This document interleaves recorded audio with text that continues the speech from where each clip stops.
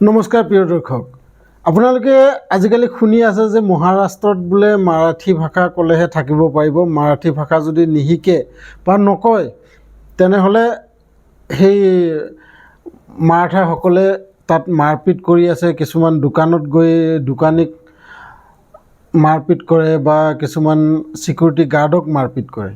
এনেকুৱা কাহিনী আজিকালি শুনিবলৈ পাই আছোঁ আৰু আপোনালোকেও চাগে ভালকৈ এইবোৰ ভিডিঅ' দেখি আছে।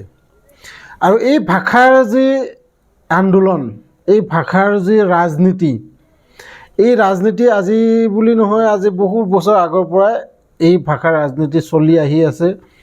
যেনেকৈ তামিলনাডুত মাজে মাজে হুলস্থুল হয় ভাষাক লৈ, কৰ্ণাটকত এই ভাষাক লৈ হাই হুলস্থুল হয়, মহাৰাষ্ট্ৰত হাই হুলস্থুল হয়।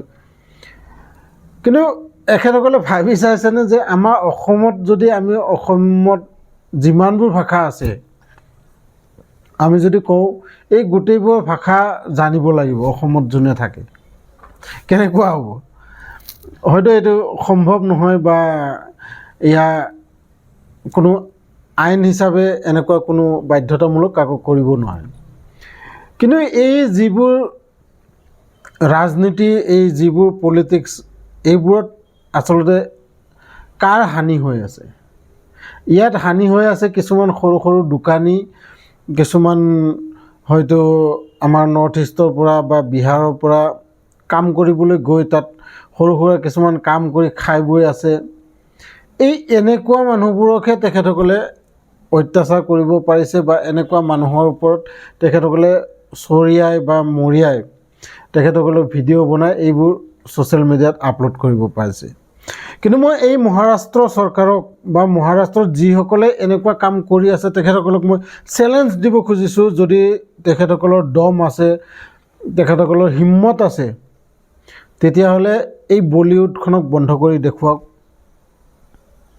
তেখেতসকলৰ যদি দম আছে, যিমানবোৰ ইণ্ডাষ্ট্ৰী বা যিমানবোৰ ডাঙৰ ডাঙৰ কোম্পানী সেই মহাৰাষ্ট্ৰত আছে, যিসকলৰ মালিকে মাৰাঠী ভাষা নাজানে, সেই কোম্পানীবোৰক বন্ধ কৰি ইয়াত দেখুৱাওক।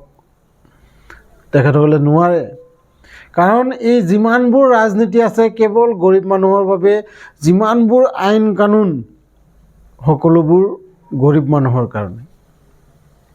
আপোনালোকে দেখিবলৈ পাইছিল কৰোণাৰ সময়ত কেনেকৈ গৰীব মানুহবোৰৰ অত্যাচাৰ, কেনেকৈ গৰীব মানুহৰ ওপৰত ৰাস্তাত চেনিটাইজাৰ দিয়া হৈছিল, তেখেতসকলৰ গাৰ ওপৰত খোৱাৰ বাবে অভাৱ। মুম্বাইৰ পৰা বিহাৰলৈ খোজকাঢ়ি মানুহ আহিছিল, চাইকেলেৰে অসমলৈ মানুহ যোৱা আমি দেখিবলৈ পাইছিলোঁ। কিন্তু এই ধনী মানুহৰ বাবে এইবোৰৰ প্ৰতি কোনো আদৰ নাই, কোনো সন্মান নাই। কেৱল এই গৰীব মানুহৰ ভোট, যিবোৰ ভোট আছে নহয়, সেই ভোটবোৰ গৰীব মানুহৰ বৰ মূল্যৱান। আৰু এই মূল্য যেতিয়ালৈকে গৰীব মানুহে বুজি নাপাব, তেতিয়ালৈকে আমাৰ গোটেই ভাৰতবৰ্ষত এনেকুৱাই হৈ থাকিব। আৰু এই ভাষা কথাটো মই এইবাবেই কৈছোঁ, আমাৰ অসমত কিমান ধৰণৰ ভাষা আচলতে চলি আছে, কিমান ধৰণৰ ভাষা পোৱা যায়। আমিও যদি অসমত যোৱা মানুহবোৰক এনেকৈ কওঁ যে আমাৰ অসমত যিবোৰ ভাষা আছে গোটেইবোৰ আপোনালোকে ক'ব লাগিব, আপোনালোকে জানিব লাগিব, তেতিয়া কি কৰিব তেখেতসকলে? আমাৰ অসমত ধৰক বড়ো, অসমীয়া, বঙালী, নেপালী, ইমানবোৰ ভাষা আছে যিবোৰ ভাষা মানে আমাৰ অসমৰ মানুহেই ভালকৈ নাজানে। তেনেহ'লে এই মানুহবোৰে তাত গৈ কি ইমান ভাষা শিকাটো সম্ভৱ? ভাষাৰ এটা আদৰ আছে, ভাষাৰ এটা সন্মান আছে। ভাষা আপুনি জবৰদস্তি কাকো শিকাব নোৱাৰে। আপুনি যদি কয় নহয় তুমি শিকিবই লাগিব, এইটো আপুনি কেতিয়াও শিকাব নোৱাৰে। ভাষা হ'ল নিজে নিজে শিকা বস্তু। মই এতিয়া 5-6বিধ ভাষা মই নিজে জানো, মোৰ ভাল লাগে এইবোৰ কৈ। যেনেকৈ মই বঙালী ক'ব পাৰোঁ, অসমীয়া ক'ব পাৰোঁ, বড়ো কথা ক'ব পাৰোঁ, মই তামিল ক'ব পাৰোঁ, কানাডা ক'ব পাৰোঁ, হিন্দী ক'ব পাৰোঁ। কিন্তু এইখিনি হ'ল মোৰ ক'বলৈ ভাল লাগে, মই কওঁ। কিন্তু আপুনি যদি জবৰদস্তিকৈ মোক আৰু এটা নহয় এইটো ভাষা তুমি ক'বই লাগিব, মই নক'বও পাৰোঁ, মোৰ ইচ্ছা এইটো।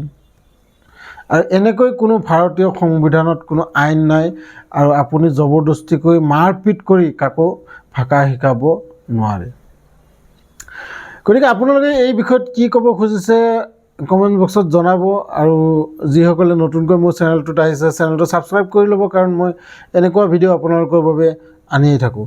লগ পাম এনেকুৱা এটা ইণ্টাৰেষ্টিং ভিডিঅ' লৈ নেক্সট ভিডিঅ'ত। তেতিয়ালৈকে ধন্যবাদ।